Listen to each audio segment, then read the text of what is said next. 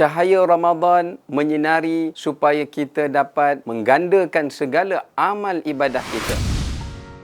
Bulan Ramadan adalah bulan keberkatan. Ramadan adalah merupakan bulan digandakan ganjaran, dan Ramadan juga adalah bulan penghapusan dosa. Jadi tunggu apa lagi? Marilah sama-sama kita meningkatkan amal ibadah kita bersempena Ramadan pada tahun ini dengan kita tidak berlengah-lengah lagi untuk mendaftarkan diri kita di dalam mengambil bahagian ibadah korban. Moga-moga dengan itu ibadah korban kita akan lebih bermakna dan lebih berkat, dan insya-Allah Allah Ta'ala akan permudahkan kita untuk meneruskan ibadah di sepanjang bulan Ramadan ini dan mendapatkan pahala yang berlipat kali ganda.